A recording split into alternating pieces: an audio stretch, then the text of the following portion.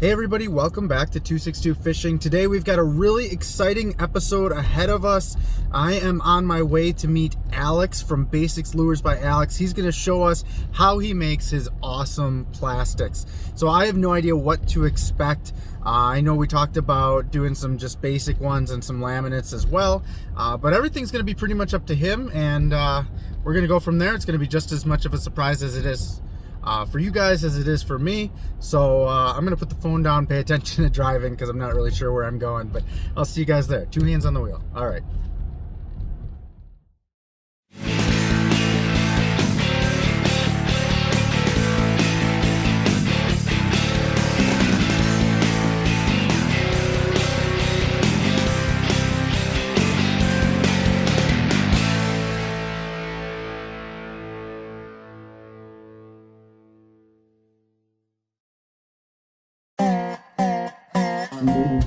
.262 Fishing is brought to you by Bassics Lures by Alex, proudly made right here in Waukesha County.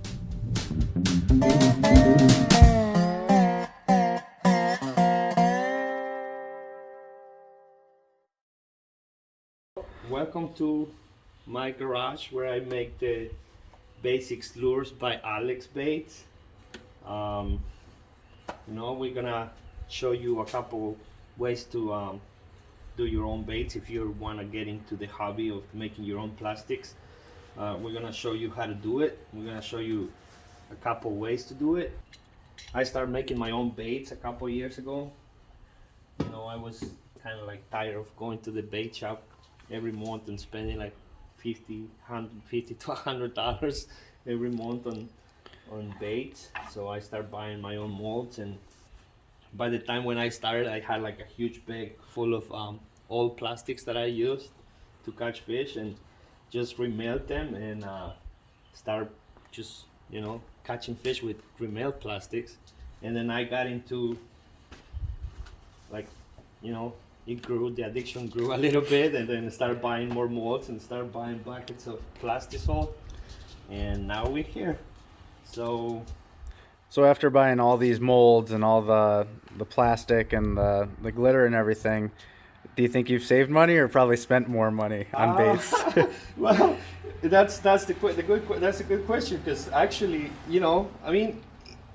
it's kind of like cheap to do it, but not really, because it's let's say instead of going to the store and buy $60 on baits, I go online and buy a mold for a couple $100, $100, whatever they cost. And on the beginning, it's an investment that you do, but on the long run, you don't have to redo it again. You don't have to buy it again. So you can say like you save money in the long run. I'll say, I guess. So we're gonna start doing some remelt. As you can see, I have like a bunch of plastics that I, from all orders that I do, or like stuff that I just make for myself. And this is the way that I started. A couple years ago when I started doing my own stuff, I had a big bag of old baits that I never threw away. So I remelt them and start doing my own plastics. So since we're close to the spawning season, or like the pre-spawn season, I think we're gonna pour some swim baits. We're gonna do some, we will start with the remelt, and then we will go to the other process on how to do it from scratch, with new plastisol and stuff.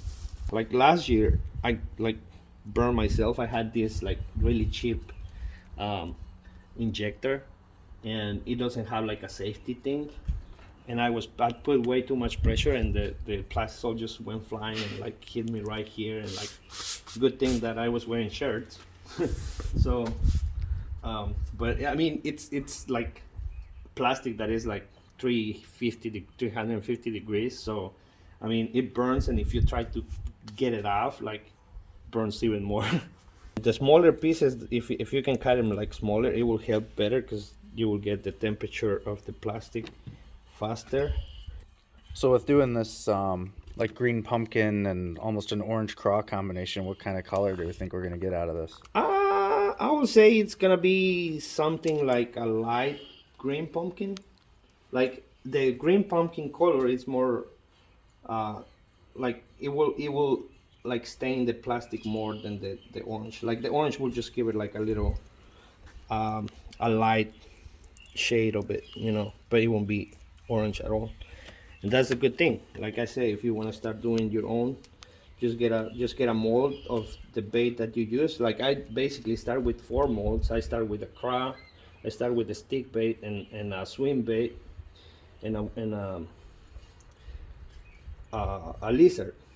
But yeah, I mean, it's the good thing about this, you know, you can mix a bunch of colors. And I mean, basically fish don't care what color bait you're using, as long as you're putting it right in their face, they will just eat whatever, you know. All right, we got our plastic pieces ready to put in the microwave. And the next step is like you put it in the microwave and you put it like in increments of like, you know, you put it for like a couple minutes the first time. So we just wait for the plastic to cook. It will like get softer, and once that the first 2 minutes go by, like we will pull them out and like stir it a little bit and then put it back in if it needs more time.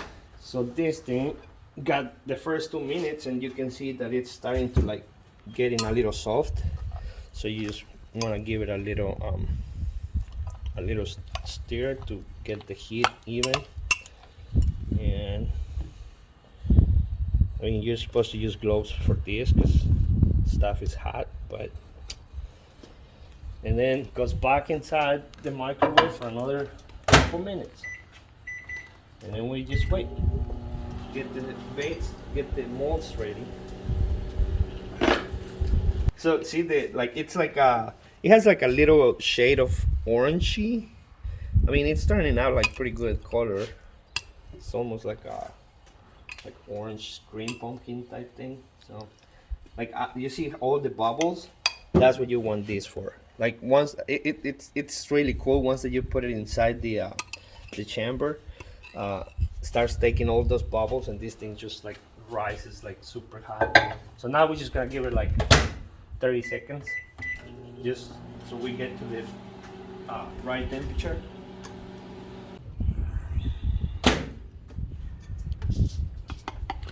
So how did you decide 350 degrees was the magic temperature? Was that research or trial and error? Well, that was a research, you know, like I say, I watch videos from other guys that make baits and how they do it, and that's kind of like the magic point, you know. Like when you shoot the plastic, you don't want it to be like super hot, but also you don't want it to be like almost like setting, you know.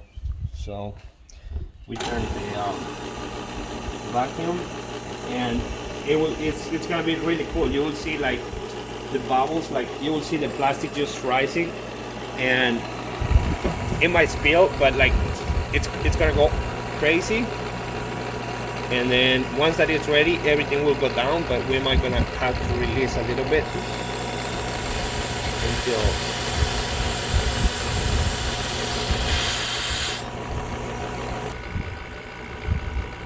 That's cool. It's like growing. Yeah. The best part is when the thing is ready and it grows, and like once that all the air is gone, like it just goes like. So you want to grab your injector and fill it, and then when you pour, you wanna put a little, not too much pressure, but you want to hold a little bit of pressure.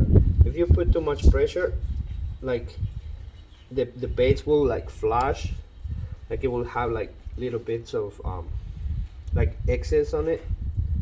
But if you don't put enough pressure, and if you have like some air in it, like it will you know, like your bait won't be like complete, like it will have some dents or like bubbles in it. And then once that you're done like doing this, you want to put a little extra on the sprue, as the plastic is like cooling down, like it will like contract, you know. So you want to make sure that you have enough.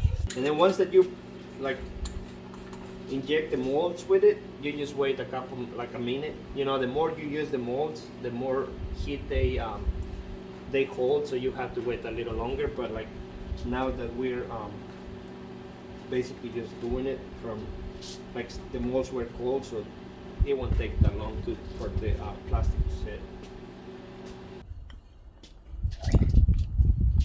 All right, it's time to reveal our creation. So here we got the finesse worm.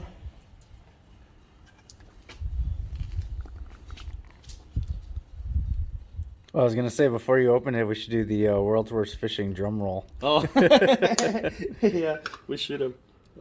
So this is what we got.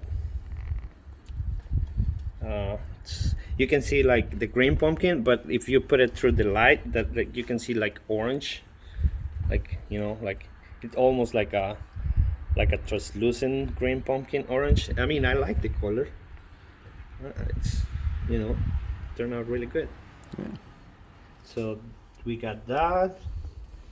And then we got a craw.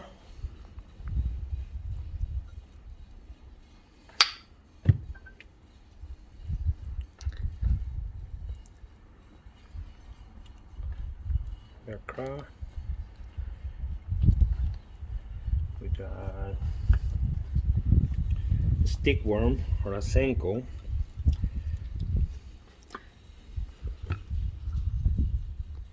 And look at the action. Crazy. And oh, this one didn't finish. Like, we didn't have enough plastic for this one, so we will get it on the second run. Some people put the baits on water so the plastic sets faster, but I just lay them on a table and leave them for like overnight, get the plastic set, and then, you know, put your favorite scent on it. You can put whatever, you know, but you have to wait for the plastic to set before you add any other stuff to it, because then he can, like it can modify the texture of the bait, you know. So, and as you can see, there's like these molds that we used, the bait is not as shiny. Like, the bait has like a different finish to it because it's like cast, like a cast mold. And these ones, the next one that we're gonna get, these ones are gonna be shiny because these ones are CNC aluminum molds, so it gives a different finish to it.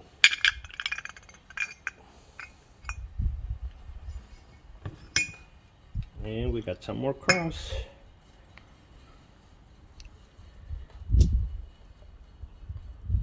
And this one is actually a new mold that I got a few weeks ago. And it's just like a little shiner. And I already caught a fish the other day on one of these guys. This one's on the water, the tail has a lot of action, and it basically looks like a minnow. I mean, it literally looks like a minnow.